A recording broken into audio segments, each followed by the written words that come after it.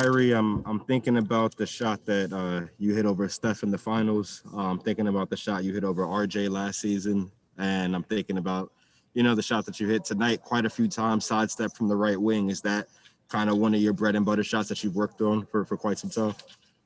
Now, what good would that do to me if I told you that was my bread and butter spot and everybody saw this? No, respectfully, I think I've been able to put in a lot of reps over the course of my career. So, if there's a spot that I like to get to, that wing spot, I've been pretty successful. So whenever I get a chance to get to it or line it up, I feel like it has a great chance of going in. So, it's definitely not a bread and butter spot, but I definitely had some success there, which I'm grateful for. Alex Schiffer with The Athletic. Hey, Kyrie, I got two for you. Just you guys were down 10 at the half and had that big third quarter. Just what do you think started to work for you guys that allowed you to go into the fourth up? Well, in any divisional game, I think it has a level of physicality that you have to match or, you have to overmatch, might I say. And they came out and just hit us in the mouth a few times, and they were letting us play. The refs were letting us play. So we just had to overmatch it. And I felt like in that third quarter, we came out with an intent to go into the fourth quarter with the lead. And we successfully did that. So I'm, proud of our guys. It was total team effort. A lot of guys stepped up, especially our bench. They came in and made a difference. And, when we got guys out, injury bug, we need that more than ever. So.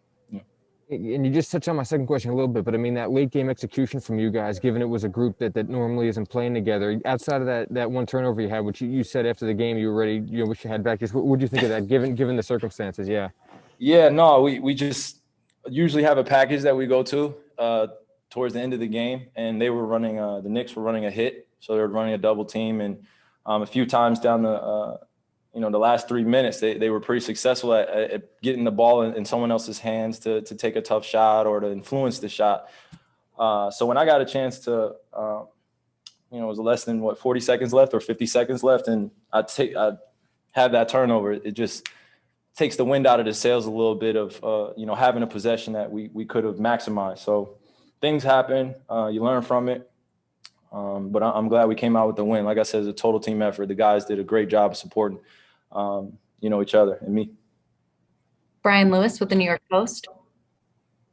Hey, Kai, you kind of touched on it, but to go from down 11 to up 4, in that 20-5 run, was that just a matter of being more physical on the defensive end? You guys forced a lot more. You guys forced like as many turnovers in that run as you had the whole game up to that point. Yeah, that's when we're at our best. I think we learned from last night being able to, kind of start a little slow, but be able to pick it up and be able to get the stops that's needed. But the physicality definitely picked up. And as you can see, Brian, it definitely propelled us to be in the lead going into that fourth quarter. But it doesn't happen without the effort. It doesn't happen without following details and also making the missed shots. And, in the first half, Reggie Bullock gets it going. Few guys get, some makeable shots, and they didn't feel us at all. A few guys felt good, and then we made a difference in the second half and influenced some misses. And, luckily, a few bounces went our way and we got on the run. Greg Logan with Newsday. Kyrie, Steve mentioned that this is a kind of gritty effort that is the kind of game that people remember. And you've had several games like this. What kind of dividends do you think this will pay later on this season as you move into the playoffs? Well, I mean, it's the regular season, so we do the best we can, Greg, in finding some motivation, to play every game at a high level. And in order to do that, not only do you have to earn the other team's respect, but you got to go take it as well in terms of setting a precedent of the way you would like to go about it. And I think we've been able to learn a lot about one another and a lot about us as a team of, being resilient down the stretch and locking in on the defensive end and trusting that.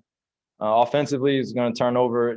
So much weird stuff happens at the end of NBA games. At the end of a lot of basketball games, but specifically NBA games, a lot of weird stuff happens at times. I know a lot of fans are, cringing when things happen, coaches as well as the fans. But we learn a lot about each other down the stretch when we have to earn those wins. And it is gritty. It's a divisional game.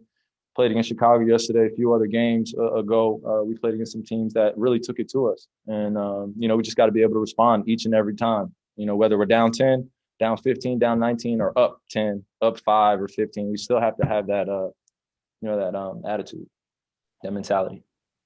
Malika Andrews with ESPN. Kyrie, does the mental adjustment that you have to make when you start a game with a key player and then that player goes out like James did, does that differ from just knowing from the get-go that you're not going to have him at all? I mean, it's unfortunate that anytime that happens or a player goes down, it's unfortunate that emotionally we feel it. It's tough to kind of move on to the next thing after one of our guys goes down, anybody goes down with an apparent injury where they have to go to the back. So it doesn't make it easier either way. We just want James to be healthy. We want guys to be healthy. But when situations happen like that, we just got to be able to move on to the next thing.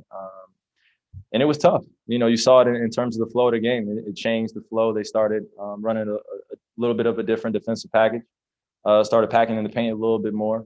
And you got to give credit to the Knicks making an adjustment, but we don't want to see any one of our guys go down with an injury. It's tough either way you watch that too. Last question, Brian Mahoney with the Associated Press. How often do you see a defense like they were playing in that last couple minutes where literally you could see them waving another guy to run toward you? It looked like something you don't maybe see in high school a lot, but maybe not too often in the NBA, I'd imagine. Well, shoot, honestly, Brian, I've seen as many defenses as you can imagine since I've been 11 years old. I haven't been great since I was 11 years old, but I've been seeing all types of defenses trying to stop me and stop the team. So when teams start running that hit or that double team action from the top of the key, like I said, we just got to be able to have a package that we run to. And it's a very simple game at that point. They take 2 on the ball. And then we play 4 and 3 on the backside. It just comes down to decision making. And I felt like JG had a chance to increase the lead when he missed those 2 threes and went in and had a shot attempt at the rim with his left hand. I don't know what he was doing specifically, but plays like that on the defensive end when the opponent is trying to double team or get the ball in my hands, the best thing to do is just simplify the game. Anytime they take 2 on the ball, make the simple play and pass it. And that's pretty simple about game of basketball. So seen it all, Brian.